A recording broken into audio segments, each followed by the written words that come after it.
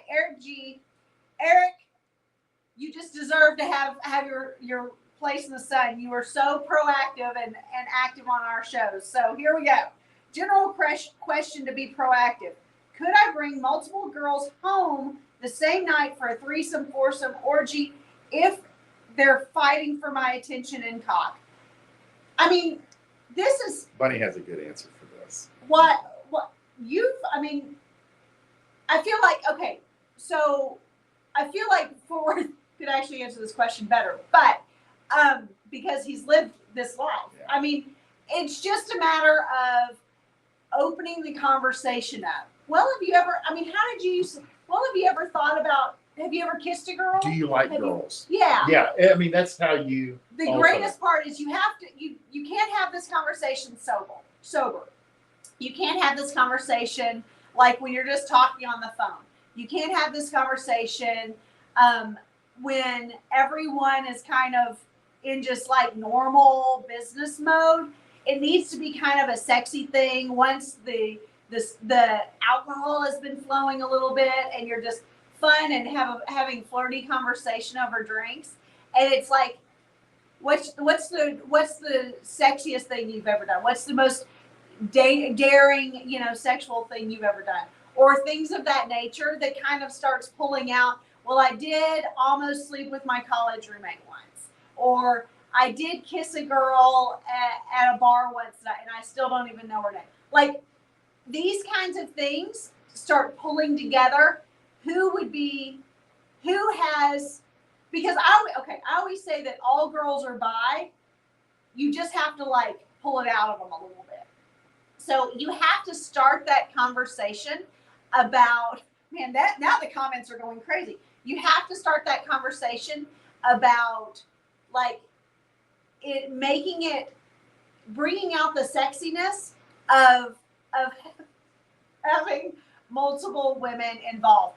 And then you will pick out in your rotation, women who are more open to that kind of thing, or at least more turned on and excited about it. And you could even say at some point, I think I have a girl that you would really like. And she happens to be a girl that you're already fucking also. So it's just kind of you're kind of a matchmaker. Yeah. But here's the thing. There are girls that are not interested whatsoever in other girls. Yeah.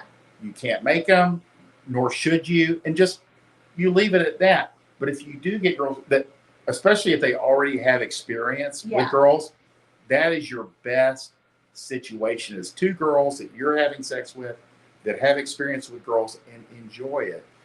Then you can bring them together. Yeah.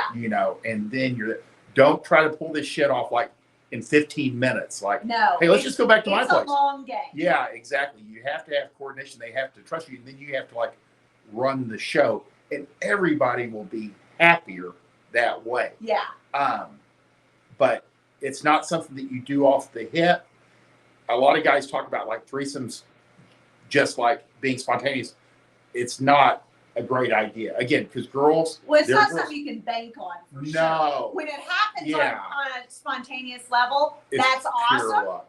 But it's, And if you want it to happen consistently, you have to be able to set it up. Yeah. But most important is it's just like a game. You got to have the right players. Yeah. And some girls are more prone to girls than others. Yeah. You definitely want to find girls that are enthusiastic. Yeah. So that is the best case scenario. And Buddy explained it. I was like, my goodness, that's pretty much it. Yeah. That's how it works. Yeah. Yeah. But yeah. But you do the more prep or the more you can like plan ahead, the better the experience will be for everyone. Yeah. Well, and I think it's important to underline something that you just said, that you can't force it to happen. And if you do kind of coerce someone to like go along with it, who really isn't into it, it will end in tears. It will end in drama. It will end in all kinds of weirdness that's not sexy. So it really takes the fun out of it if she's not truly into it. Exactly. And so you want people that are like on board. At least curious. Yeah. Girls who are at least curious, you can kind of guide slowly. Sure. One great way is, and wrote a book on threesomes. It's in my Fuck Like a Porn Star series. So it's at myplayboysbuddy.gumroad.com. But you can guide girls who are maybe girls about sexual experimentation who just haven't, they're excited by it, they're kind of turned on by it, but they've just never acted on it in any way. You can slowly guide that, but you can't go from, yeah, I've kind of thought about kissing a girl before, but I've never done it, to, well, let's have a threesome next weekend. It doesn't work that way. You start to kind of talk about it a little bit every once in a while, easily, because she also can't be rushed into it. If she indicates any kind of interest and then that becomes all you ever talk about, she will exit. She will exit that relationship in a heartbeat, because she's like, I feel pressured, I feel rushed into it. That's not fun. But if she gives you a little crumb of interest, store that away. When you're fucking her later, you can be like, it would be so hot if there was another girl here sucking on your tits right now while I'm banging you. You can all have all kinds of fun with this, but just like pseudo innocent ways to just, we're like, we have to shut this down now. But like little ways to just gently start to incorporate that kind of idea of a multiples environment is very sexy. Then you can gauge in real time how much that turns her on. If she starts adding to the scenario while y'all are banging, and she starts saying, and then, maybe she could, and she could suck on your balls while you're, all of this is just hot. If she's actively playing along with this, that's a good sign that she would be down for something in real life. And let me just convey, again, do invest in the threesome book, because just like in game, making a threesome happen is more so knowing what not to do. Yeah. And what you cannot do is expect the girls to absolutely do anything that will move them towards making this happen. Yeah. You have to make every step of the way happen. Yeah. Just know that it's just like getting a girl back to your place. For them, the sex just has to just happen. Yeah. They didn't have anything to do with it. They had a couple drinks. Then you introduced them to this girl. She was kind of cute, and they ended up back at your place. Right. That's their story. They have to have a good story to tell where they weren't responsible for anything. Yeah. So you have to make everything happen. And it's not much different than just dating one girl, other than you're like coordinating 2 dates at one time. And then the girls will tend to pick up momentum and carry it along. But again, you have to bring them together. Well, and something else I think, and this is very much the next level stuff, but you were very good about this, is that when you are close to having a, let's say, threesome, just for the sake of not having like 18 people in the room for this conversation. But if you are working towards having a threesome and you feel like you have the players in place, you need to decide which one of the girls is going to be the main girl. And I don't know how you decide this necessarily, so maybe you need to chime in on this. But you need to have, and maybe it's a matter of which one would be more likely to be open to being the play along. Your primary will be the girl with more experience, I would say, or with that can lead a little bit. Would you say? I think you and I are using the one who gets the most focus. Interesting. Okay, I see what you're saying. Where you kind of have to make one girl kind of your partner in crime. Right. Kind of have a plan, like this is how it's gonna, but you have to always have the girl who maybe is the least experienced, or the one that maybe the most sensitive to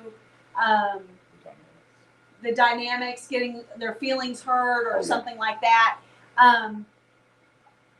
You have to be cautious not to shit on the whole scenario. No. Yeah, that's good. I mean, everybody kind of has their role. Yeah. And the girls have, what would you say, more of a dominant and submissive. Yeah. Yeah. Yeah. Yeah. So you kind of have to decide that before. Yeah. And have the conversations before, because we call that the cost of doing business. It kind of it's like it's best to have the business stuff done ahead of time. Are there going to be condoms involved? Are there going to be, who plays what role? What are our no-goes? What are our things that absolutely we don't want to happen? What do we want to happen? What are our fantasies? What would be really sexy? So these are all open conversations that you need to have, because in the middle of a multiples experience, you don't want to be going, oh, you don't like that? Oh, and it completely ruins the vibe of everything that could have happened. Have the conversation. It makes and I know it doesn't sound sexy in this format here. Yeah. But it saves you so much grief. And every time you do this, people go, I am so glad we had that conversation. Then everything runs better. Yeah. Again, and nobody feels violent. The chances of it going well are innumerable. It's multiplied. Yeah. When you kind of like have hard limits, soft limits, and people know what they're not going to do or what's off limits, which makes everyone feel better. Or what the girls really handle, like knowing that I said that I don't want to do this, so it's not going to be forced upon you. Exactly. Because in those kinds of scenarios, I think that one of the worst case imaginings is that it'll be almost like a rape scenario. Yeah. Where something's going to be forced, they're going to be forced to do something that they don't want to do. Nobody wants to do something they don't want to do. Yeah. Yeah. It's just having that off the table beforehand makes everyone relax and have more fun. Woo! It's a lot. Okay. Well, having nothing